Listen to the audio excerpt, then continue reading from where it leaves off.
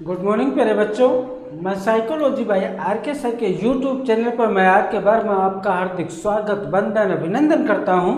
और हम लोग जो है पढ़ रहे थे बाल विकास की अवस्थाएं, और बाल विकास की कौन कौन सी अवस्थाएं हैं। तो जो है मैंने आपको जो है पिछले वीडियो में बताया कि बाल विकास की अवस्थाएं मुख्यतः 5 होती हैं, लेकिन जो हमको और आपको पढ़ना है वो केवल 4 अवस्थाएँ हैं। वो कौन कौन सी अवस्थाएँ होती हैं? देखिए, गर्भावस्था, शैशवावस्था, बाल्यावस्था, किशोरावस्था और प्रौढ़ावस्था। लेकिन जो 5वीं अवस्था है इसको हम लोगों को नहीं पढ़ना है, क्योंकि ये हमारे और आपके सिलेबस की है। हम आप लोग जो है जैसा कि बोर्ड पर मेंशन है, बाल्यावस्था हम ये कह सकते हैं कि ये जन्म के बाद की जो है दूसरी अवस्था होती है, लेकिन गर्भावस्था से अगर जो हम जोड़ते हैं तो इसे तीसरी अवस्था मानते हैं। लेकिन ये जन्म के बाद की ये दूसरी अवस्था होती है, जो शैक्षिक दृष्टि से बहुत महत्वपूर्ण होती है। बालक एक तरफ जो है अपने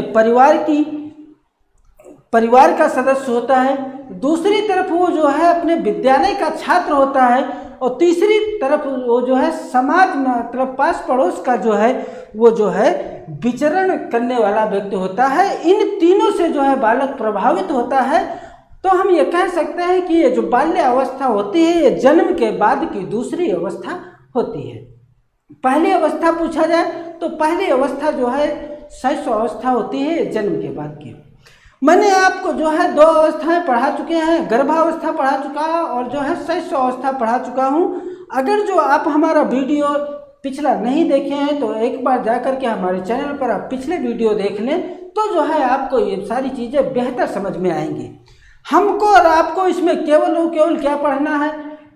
बाल्यावस्था की विशेषताएं पढ़ना है, मनोवैज्ञानिकों की परिभाषाएं पढ़ना है, और जो है शिक्षा व्यवस्था पढ़ना है, और कौन से पॉइंट जो है महत्वपूर्ण है इनकी जो है हम लोगों को चर्चा करना है।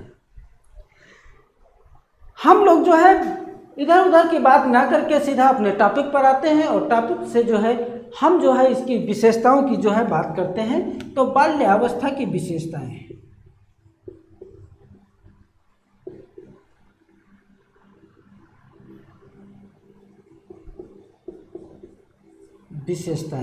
देखो बाल्यावस्था की कौन कौन सी विशेषताएं होती हैं। देखो, पहली विशेषता इसकी यही होती है कि बालक के सीखने का जो क्षेत्र होता है वो बड़ा होता है। बालक के सीखने का क्षेत्र बड़ा तथा शारीरिक विकास में स्थिरता रहती है। मैंने आपको जो है बताया था शैशवावस्था में बालक का सीखने का क्षेत्र सीमित होता है, छोटा होता है, लेकिन इसमें सीखने का क्षेत्र थोड़ा बड़ा होता है, क्योंकि बालक जो है 6 से 12 वर्ष की अवस्था में जो है इसे हम पूर्व प्राथमिक विद्यालय की अवस्था के भी नाम से जानते हैं। इस अवस्था में जो है बालक घर के बाहर जाता है, विद्यालय जाता है, नए नए दोस्त बनाता है, पास पड़ोस देखता है। विद्यालय को जाएगा तो रास्ते में अनेक प्रकार की जो है चीज़ों को देखेगा, जो है दुकानें देखेगा, जलेबी देखेगा, समोसा देखेगा, तो उसके जो सीखने का क्षेत्र हो जाएगा वो कैसा हो जाएगा? बड़ा हो जाएगा। लेकिन जिस प्रकार से जो है शैशवावस्था में शारीरिक विकास होता था, मैंने बताया था कि जन्म के समय यदि बालक का भार 3 kg का होता है और शैशवावस्था के अंत तक उसका भार 10 से 12 kg का हो जाता है। मतलब जितनी तेजी से शारीरिक विकास शैशवावस्था में होता था उसमें थोड़ा सा स्थिरता आ जाती है, मंद होने लगता है, थोड़ा धीमा जो है शारीरिक विकास होने लगता है। अगला है, बालक को जो है समूह में रहने की प्रवृत्ति पाई जाती है। समूह में रहने की प्रवृत्ति पाई जाती है, जिसे टोली उम्र, गैंग एज, स्फूर्ति आयु, गंदी आयु आदि नामों से जाना जाता है। यानी अगर जो है इसे समूह में रहने की प्रवृत्ति, बालक जो है मम्मी पापा घर के सदस्य अगर जो बालक को बहुत बार बताते हैं कि नहीं बेटा जो है इस बच्चे के साथ ना खेलिएगा, ये गंदा है, जो है ये बहुत शैतानी करता है, झगड़ा करता है, इसके मम्मी पापा जो है अच्छा व्यवहार नहीं है, तो भी बालक जो है थोड़ी देर के बाद उसी बालक के साथ खेलने लगता है। इसलिए ये बालक जो है, पूछा जाए क्वेश्चन कि बालक अपने समूह का सदस्य कब बनता है, तो वो बालक अपने समूह का सदस्य बाल्यावस्था में बनता है। लेकिन अगर जो यही क्वेश्चन पूछा जाए कि बालक अपने समूह का सक्रिय सदस्य कब बनता है, तो सक्रिय सदस्य जो बनता है वो किशोरावस्था में बनता है। जब हम किशोरावस्था की चर्चा करेंगे तो आपको बताएंगे। मम्मी ने कहा कि बेटा जो है स्कूल में जो है कपड़े गंदे ना करके आइएगा, लेकिन फिर भी अगर जो सारे बच्चे कीचड़ में खेल रहे होते हैं तो बालक जो है कीचड़ में खेलने लगता है। इसलिए इसे गंदी आयु, गैंग एज, टोली उम्र, स्फूर्ति आयु के नाम से जो है जाना जाता है। ये जो है दूसरी इसकी विशेषता है।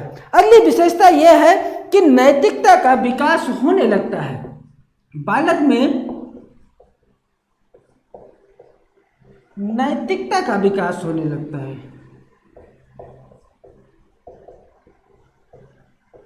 नैतिकता का विकास होने लगता है। मैंने आपको बताया था कि जो है शैशवावस्था में बालक में नैतिकता का क्या होता था, अभाव होता था, लेकिन इसमें धीरे धीरे करते नैतिकता का विकास होना प्रारंभ हो जाता है। बालक सही और गलत जो है विषयों को जो है धीरे धीरे करके जानने लगता है। इसलिए जो है इस अवस्था में बालक में नैतिकता का विकास होने लगता है। इसे जो है हम पूर्व प्राथमिक विद्यालय की आयु भी कहते हैं। पूर्व प्राथमिक विद्यालय में प्रवेश की आयु,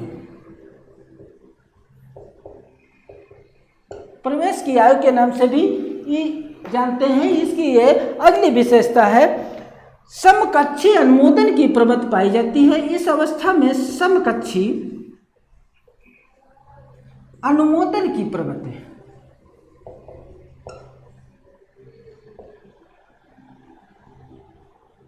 अनुमोदन की प्रवृत्ति पाई जाती है। अब कुछ बच्चे कह रहे होंगे कि ये अनुमोदन क्या है।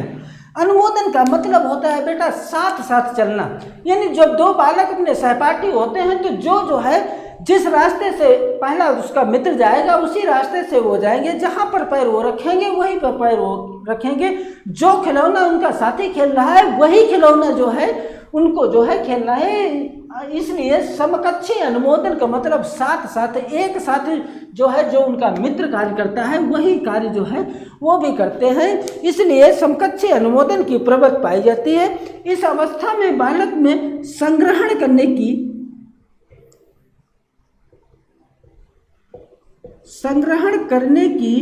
प्रवृत्ति पाई जाती है। संग्रहण करने की प्रवृत्ति यानी बालक देखा होगा कि इस अवस्था के जो बालक होते हैं वो बहुत सारी चीज़ों को इकट्ठा करना चाहते हैं, जैसे पेन हो गया, कापी हो गया, गुड़िया हो गया, गुड्डा हो गया, खिलौने हो गए, ये सब एक जगह संग्रहण करने की प्रवृत्ति पाई जाती है, इकट्ठा करने की प्रवृत्ति पाई जाती है। जहाँ तक मेरा मानना है कि जो है उनके जो है समकक्ष अगर जो कोई दूसरा मेहमान आ जाता है तब भी वो सोचते हैं कि नहीं आप रुकिए, जो है बाकी जो है अपने मम्मी पापा को जाने दीजिए। मतलब वो उन्हीं के साथ रुकना चाहता है, उनके साथ जो है संग्रहण करना चाहता है, वो एक दूसरे से जुड़ करके रहना चाहता है।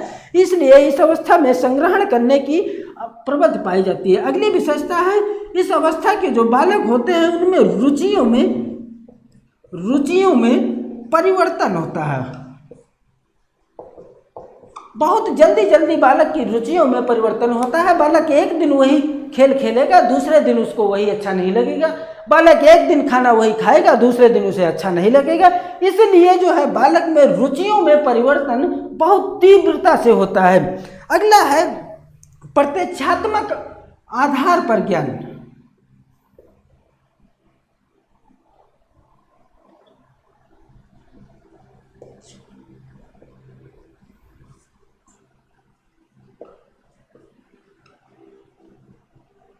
प्रत्यक्षात्मक अनुभव के आधार पर बालक सीखता है, यानी बालक के सामने जो चीज सामने है केवल उसी के विषय में वो सीखता है, उसी को महसूस करता है, उसी के आधार पर वो सीखता है। बालक केवल प्रत्यक्षात्मक, अगर जो बालक के सामने ये पेन है तो जो है इस पेन के ही विषय में वो सोच सकता है। लेकिन अगर जो बालक को आप बताएं कि जो है ये लाइट ऐसी होती है, ये पंखा ऐसा होता है, ये चीज़ ऐसा होता है, जो उसके सामने नहीं है उसके विषय में अगर जो बताएंगे तो वो जो है अनुभव उसका नहीं कर पाएगा, उसके विषय में सोच नहीं पाएगा।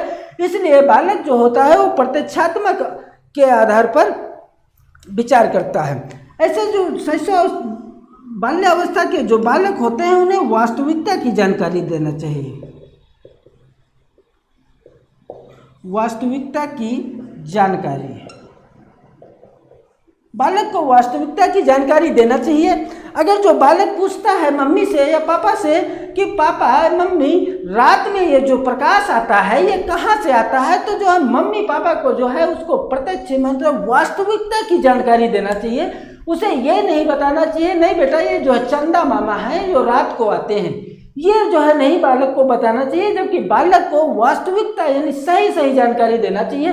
बालक को बताना चाहिए कि बेटा जो है हमारे जो है यहाँ पे जो है 8 ग्रह हैं और जिस ग्रह पे हम रहते हैं उस ग्रह का नाम पृथ्वी है और चंद्रमा इसका जो है उपग्रह है और जो है चंद्रमा जो है सूर्य से ही रोशनी ग्रहण करता है, प्राप्त करता है, जो हमको जो है रात में प्रकाशित करता है। इसलिए बालक को हमेशा वास्तविकता की जानकारी देना चाहिए। उसके सामने हमेशा गलत तथ्यों को जो है प्रस्तुत नहीं करना चाहिए, सही तथ्यों को प्रस्तुत करना चाहिए। क्योंकि अगर जो आपने गलत तथ्यों को प्रस्तुत किया तो बालक उसी के आधार पर वो गलत ही जो है सोचने लगता है, उसी के विषय में उसका जो है ध्यान डाइवर्ट हो जाता है। इसलिए उसे जो है सही जानकारी देना चाहिए। अगला है काम प्रवृत्तियों का दमन।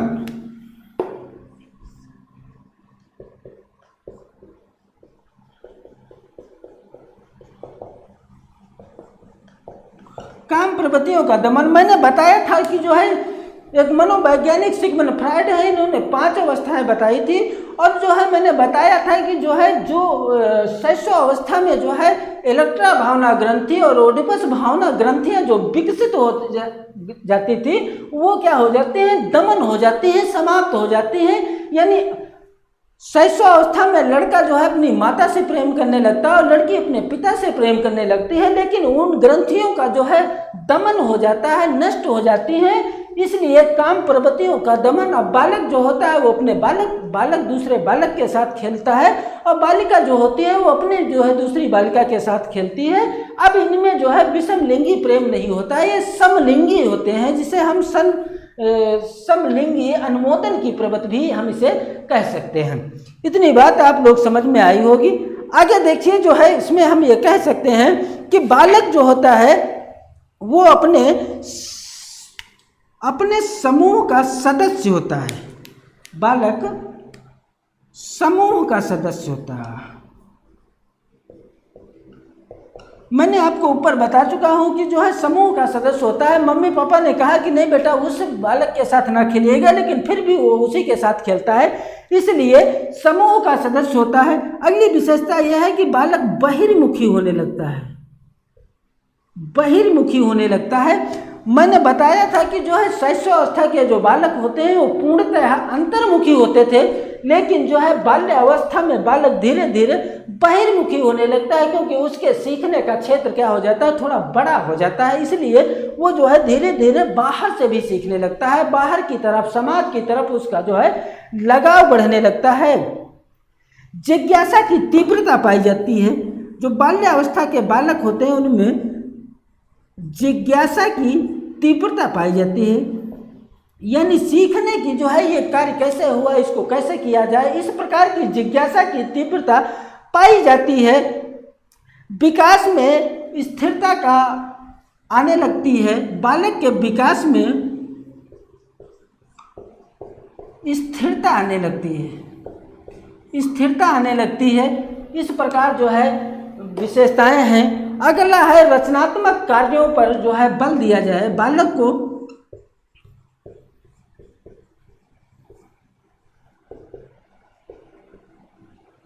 रचनात्मक कार्यों को सराहा जाए, उनको बल दिया जाए, इस प्रकार से जो है बालक की जो है ये इतनी विशेषताएं हैं।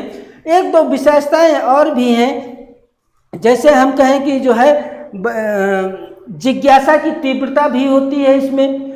रचनात्मक कार्यों की तरफ जो है बालक की रुचि होने लगती है कि ये कार्य कैसे होगा। आपने देखा कि इस अवस्था के जो बालक होते हैं और जो बालिकाएं होती हैं, वो बालिकाएं अपने माता का जो है हाथ जो है बटाने लगती हैं और बालक जो होते हैं वो पिता का हाथ बटाने लगते हैं कि पापा ये कैसे काम होगा, ये कैसे होगा, ये जो आप कर रहे होंगे वो भी बालक जो है करने की चेष्टा करते हैं। इस प्रकार से जो है मैंने आपको जो है न 2 4 न 10 जितनी जो है विशेषताएं हैं बाल्यावस्था की सारी एक साथ में बताने का प्रयास किया। इनको जो है एक एक को मैंने समझाने का प्रयास किया।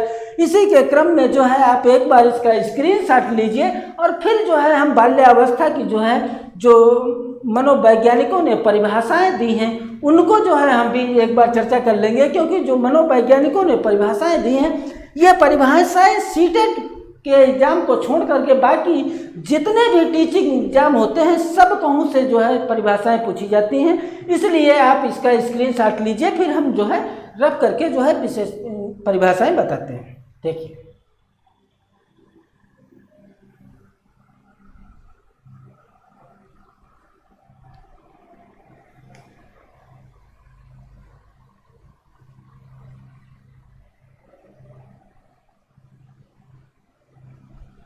हो गया। देखिए,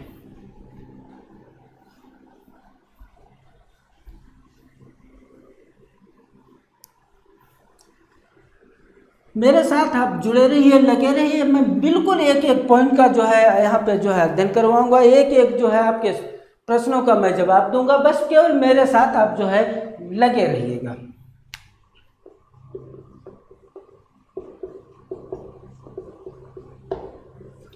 देखो परिभाषा, पहली परिभाषा रास की है, एक मनोवैज्ञानिक रास के अनुसार परिभाषा है। मनोवैज्ञानिक रास ने बाल्यावस्था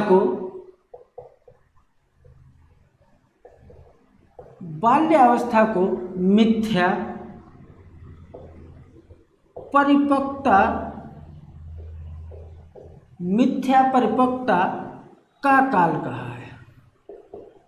ये बहुत बार क्वेश्चन पूछी जाती है कि मिथ्या परिपक्वता का काल किस मनोवैज्ञानिक ने कहा, तो मनोवैज्ञानिक रास के अनुसार जो है। एक मनोवैज्ञानिक कार्ल ब्रूस हैं। इस कार्ल ब्रूस ने इस बाल्यावस्था को सीखने का अनोखा काल कहा है। क्या कहा है? सीखने का अनोखा काल।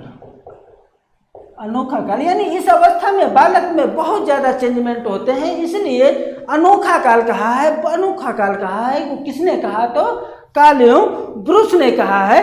अगली परिभाषा भी है कार्ल ब्रूस की अगली परिभाषा है, और उन्होंने कहा कि बालक जो है खेलों के द्वारा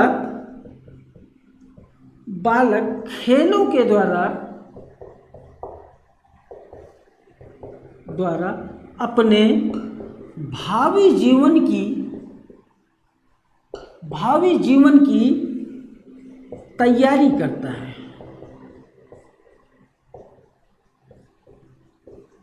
करता है। ये किसकी परिभाषा है? तो ये भी जो है कार्ल ब्रूस के।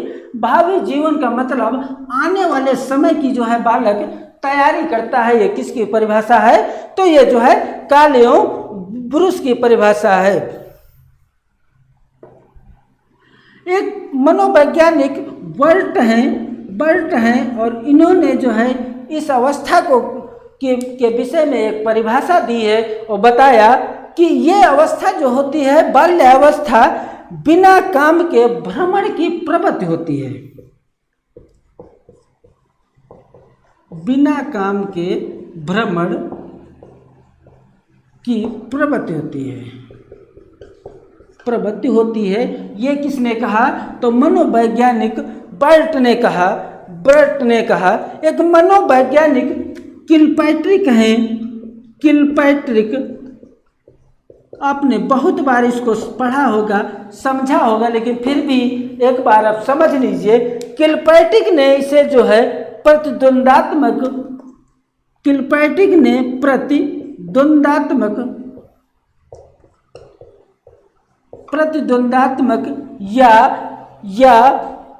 या इसे सामाजिकरण का काल कहा है।